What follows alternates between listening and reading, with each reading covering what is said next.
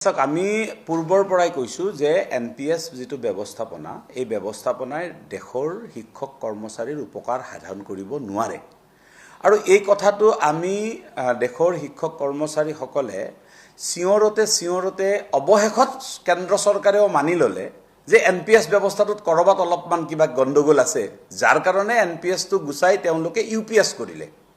এতিয়া আমি সমস্ত ব্যৱস্থাপনাটোত দেখিছো যে ইউপিএছ ব্যৱস্থাটো এনপিএছতকৈ আৰু ভয়াবহ আৰু সেইভাবে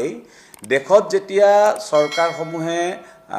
অসমতো চৰকাৰে যেতিয়া কলে যে যিসকলে এনপিএছ লব খোজে এনপিএছত থাকক যিসকলে ইউপিএছত যাব খোজে ইউপিএছত যাওক তেতিয়া ইউপিএছত যোৱা মানুহৰ সংখ্যা যথেষ্ট কম এই কাৰণেই কম যে এনপিএছ ব্যৱস্থাটোতকৈ ইউপিএছ ব্যৱস্থাটো ভাল নহয় বা লাভজনক নহয় এটা সেই কাৰণে এনপিএছত মানুহবিলাক থকা কাৰণেই যদি মুখ্যমন্ত্ৰী মহোদয়ে ভাবিছে যে মানুহসকলে এনপিএছ বিচাৰিছে তেনেহলে তেওঁ আসলতে আমাৰ মৰ্মবেদনা বুজিব পৰা নাই আসলতে মানুহসকলে এনপিএছ ব্যৱস্থাৰ মাজত এই কাৰণেই আছে যে ইউপিএছ ব্যৱস্থাটো এনপিএছতকৈ বেয়া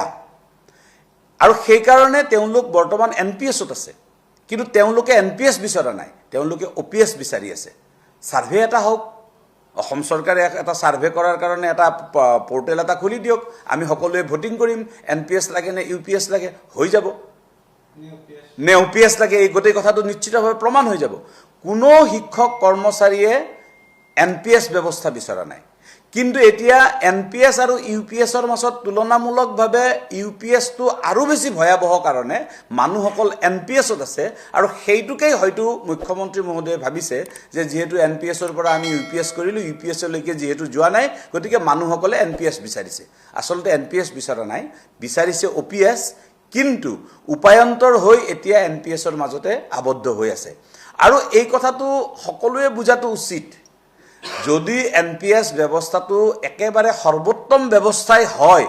তেলে কেন্দ্ৰীয় চৰকাৰে সেইটো হলনি কৰি ইউপিএছ কিয় কৰিব নিশ্চিতভাৱে কিবা গণ্ডগোল আছিল কাৰণে তো ইউপিএছ কৰিবলৈ লগা হৈছে আৰু যদি এনপিএছ ব্যৱস্থাটো সঁচাকে ভাল তেনেহলে মন্ত্ৰী বিধায়কসকলে কিয় নলয় তেওঁলোকে ওপিএছ কিয় লৈ থাকে তেওঁলোকে পৰিৱৰ্তিত সমাজ ব্যৱস্থাৰ বা পৰিৱৰ্তিত নিয়ম কানুনৰ মাজত তেওঁলোক সোমাব কিয় নোখোজে কি কাৰণত মুখ্যমন্ত্ৰী ডাঙৰীয়াই নিজে ওপিএছ ব্যৱস্থাৰ জৰিয়তে পেনশন লব